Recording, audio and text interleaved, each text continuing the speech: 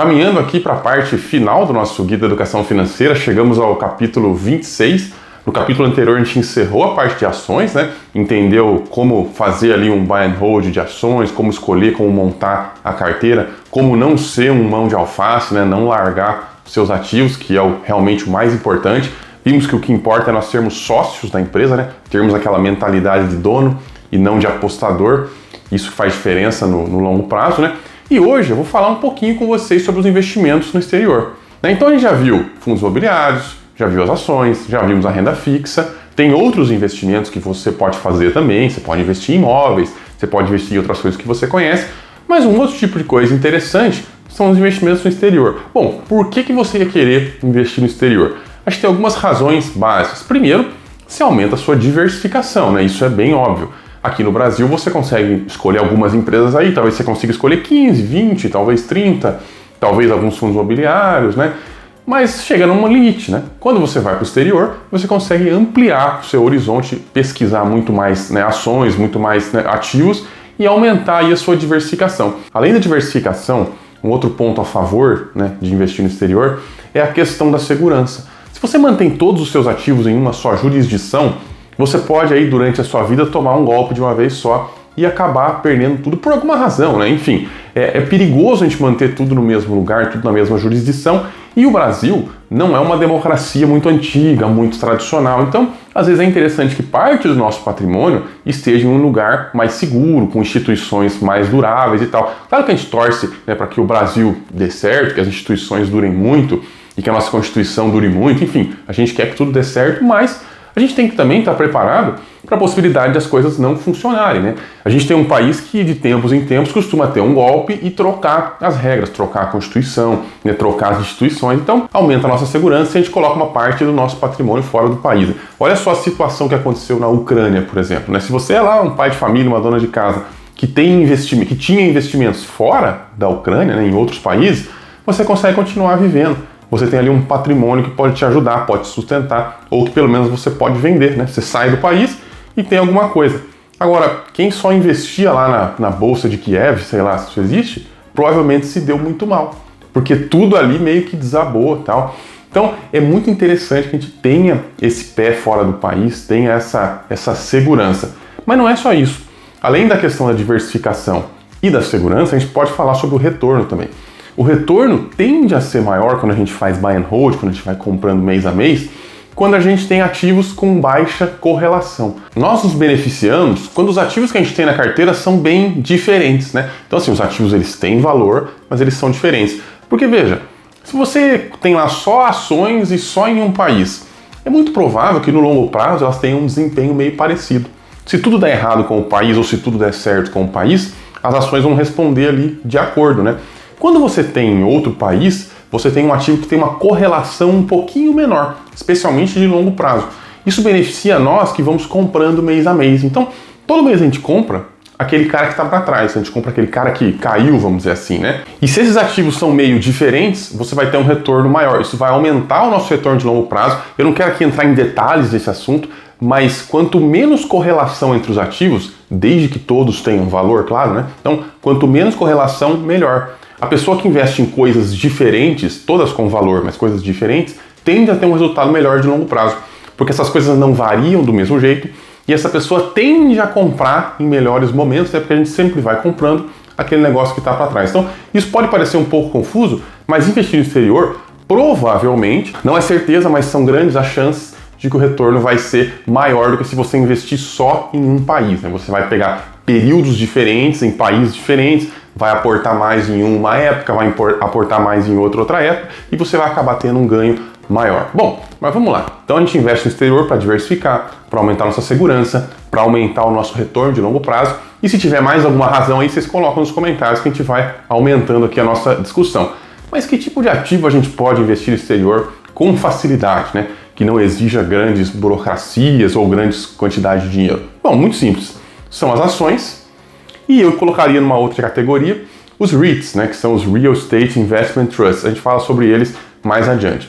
As ações do exterior, que o pessoal costuma chamar de stocks, né, que nada mais é do que ações em inglês, elas são iguais às ações aqui. Não tem muita diferença, não tem muita peculiaridade. vocês vão perceber que, por exemplo, no exterior não tem lote de ações, por causa disso não existe um mercado fracionário, porque as ações são vendidas de um só. O que existe lá são frações de ação, né? Mas aí é a própria corretora que compra e separa entre os clientes dela, que acho que acaba não sendo muito necessário, porque a maioria das ações lá no exterior tem um valor de compra baixo, né? Não é $50, $100, lógico, uma ou outra vai ser lá $3.000, né? Mas geralmente o valor não é tão alto, não precisa se preocupar com essa questão. Uma outra coisa é que existem lá as ações preferenciais, elas são raridade, geralmente até elas têm renda fixa, é uma regra completamente diferente da nossa, né? Lá o acionista preferencial, ele sabe que ele é um credor, aqui no Brasil ele não sabe, mas geralmente as ações lá vão ser ações ordinárias, com direito a voto.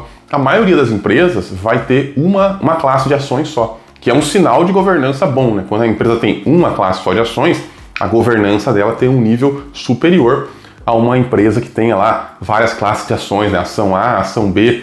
Vai existir isso nos Estados Unidos. Mas é interessante focar naquelas que têm apenas uma classe de ação. Mas de forma geral, a análise que você vai fazer é a mesma análise que você vai fazer nas ações aqui. Você vai entrar lá no site do RI, da empresa, né? É importante saber inglês, para entender tudo. Se você não sabe inglês, recomendo que invista no inglês. Vai dar muito mais retorno do que qualquer outro investimento que você vai ver aqui nesse canal ou em outros, né? Sempre o investimento na gente é aquele que mais retorna. Mas, além disso, você vai conseguir também entrar em alguns sites especializados. Como eu falei antes, eu uso lá a Baster.com. A Baster.com também tem uma base de empresas, né, internacionais, empresas dos Estados Unidos. E tem outros sites brasileiros também que fazem isso. Então você pode escolher lá aquele que mais agrada a você e estudar igualzinho você estuda as ações, com a diferença de que você deve saber inglês para você entender, né, o que está sendo falado lá no site do RI. Você vai ver que eles fazem lá os webcasts, as apresentações. E assim, o mínimo que você pode fazer é assistir uma apresentação e entender o que o gestor está falando, né? Entender o que ele está explicando, o que aconteceu, ver como ele responde às perguntas dos jornalistas e tal. Eu acho que isso é muito interessante para você entender o negócio que você está investindo. Mas tirando isso, é exatamente a mesma coisa. A gente vai procurar empresas sólidas, com vantagem competitiva, com uma estrutura de capital decente, né? Com pouca dívida ou com uma dívida controlada. A gente vai procurar empresas aí que dão lucro crescente, que geram caixa. A contabilidade é muito parecida, as normas de contabilidade são internacionais, então a maioria das coisas ali você vai entender. Não tem diferença entre olhar um balanço de uma empresa brasileira e o balanço de uma empresa internacional. Pode ter alguma coisinha, mas assim, no geral, na fotografia ali você não vai notar diferença nenhuma, é tudo meio parecido. Agora, além das ações, né, das stocks, existem também os REITs, ou Real Estate Investment Trust, que muita gente compara com os FIIs, porque eles também investem no mercado imobiliário. Realmente, isso é uma semelhança que eles têm com os FIIs. Mas diferente dos FIIs, os REITs são ações, eles são estoques, na verdade, né? Então, são empresas que investem no mercado imobiliário. Eles também têm isenção de imposto de renda, mas o imposto de renda que eles têm isenção é o imposto da empresa, né? E aí, para isso, eles têm que distribuir lá mais de 90% do lucro, mais ou menos igual os FIIs fazem aqui.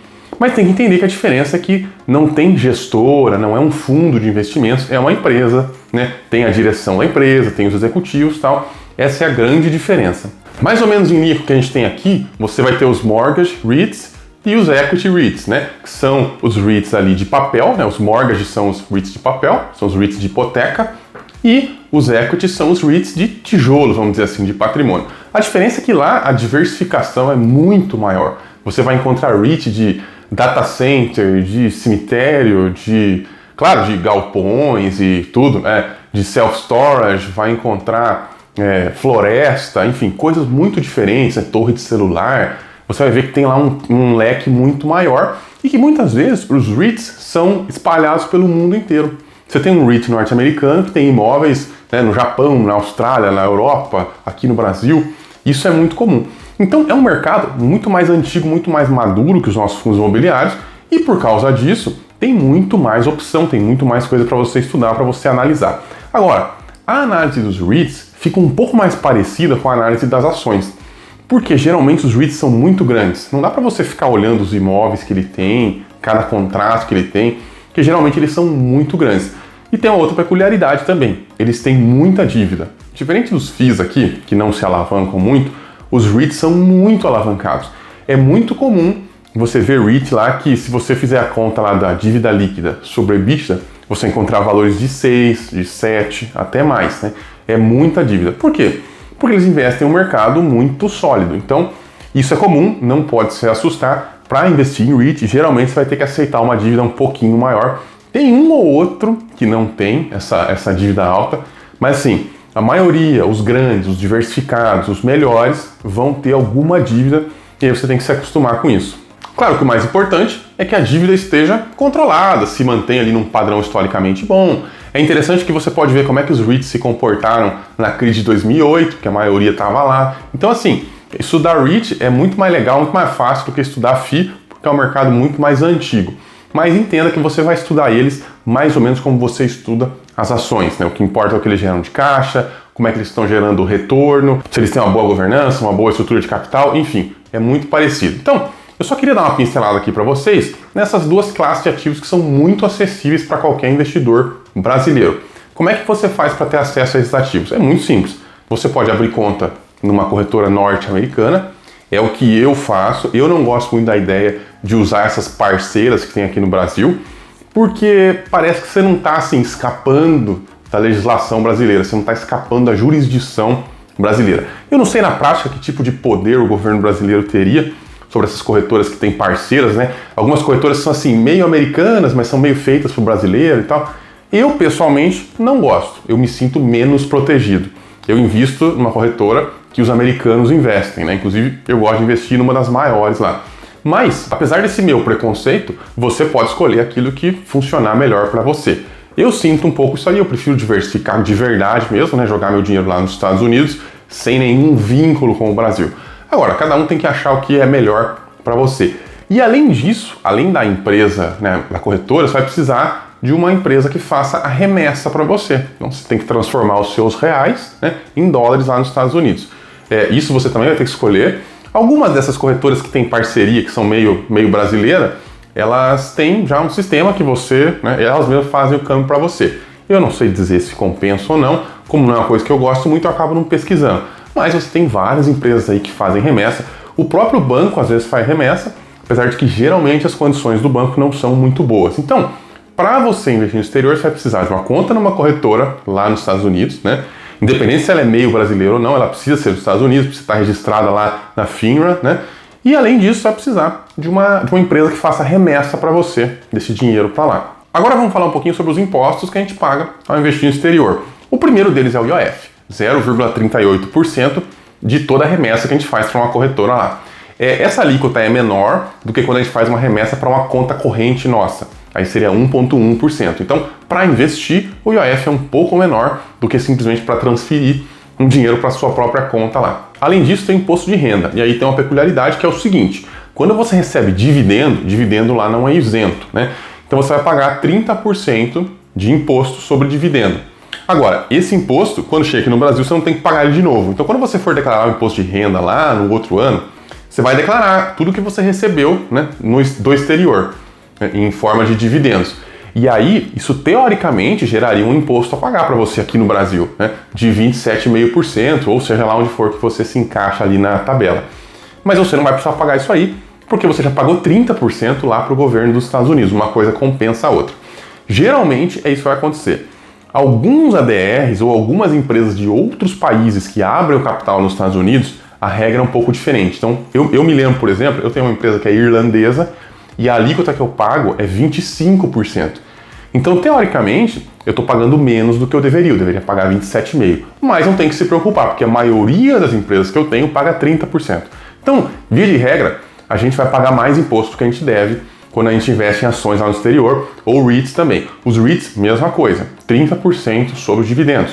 E como o REIT paga muito dividendo, você vai pagar também bastante imposto sobre eles, mas enfim, faz parte do jogo, né? A gente não tem como mudar as regras, mas a gente tem como jogar o jogo que nos é apresentado. Então essa questão do imposto sobre dividendos, a gente não precisa se preocupar, porque via de regra vai estar tudo descontado lá na fonte, né? 30%, que é mais do que a gente deveria pagar, não precisa se preocupar em pagar depois. Agora, se você vender ativos, aí você tem que pagar ganho de capital, que é 15% de imposto de renda aqui no Brasil. Vendeu, tem que pagar. A não ser que você venda menos de 35 mil reais, né, ou equivalente a 35 mil reais. Aí você é isento. Então, no exterior, é mais ou menos como funciona aqui no Brasil. Você pode vender até 20 mil reais por mês e tal. No exterior, R$35 mil, você também fica isento, não precisa pagar.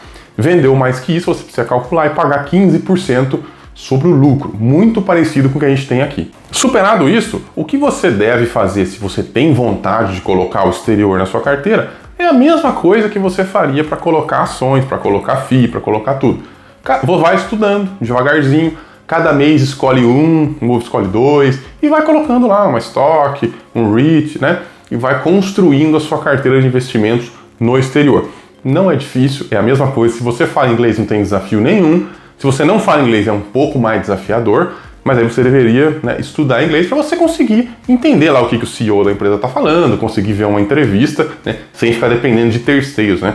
Quanto mais a gente fica independente, né, de terceiros, de analistas, de tudo isso aí, melhor para a gente, mais a gente consegue ganhar no longo prazo. Então, eu queria encerrar aqui esse capítulo só dizendo para vocês que o investimento no exterior é importante. Qualquer carteira bem feita vai ter um pouquinho no exterior, que é uma questão de segurança, é uma questão de diversificação, é uma questão de aumentar o seu retorno de longo prazo. Ficou dúvida? Deixa aqui nos comentários que a gente vai conversar. Eu respondo todo mundo que comenta nos meus vídeos, então aproveita para tirar aquela dúvida que está aí, né? Você que está com a pulga atrás da orelha, não sabe exatamente o que fazer, ou tem alguma questão aí técnica, uma questão prática mesmo de investir no exterior, aproveita para deixar aí a sua pergunta. Quero lembrar que esse guia todo é baseado no livro do Fernando Mizobuti, O Adeus Previdência, que é um livro muito bom, que eu recomendo muito. Quem tiver interesse, o link está aqui na descrição do vídeo. Apesar de que esse capítulo de hoje aqui ele não está no livro. Eu só quis apresentar para vocês, porque uma das coisas importantes que a gente tem que fazer é diversificar, melhorar o nosso portfólio. Isso especificamente não está no livro, mas o livro em si é muito bom e é muito completo, tem muita coisa no livro que não tem condições de eu passar aqui para vocês, né? Fora isso, a gente volta semana que vem com outro capítulo. Até lá!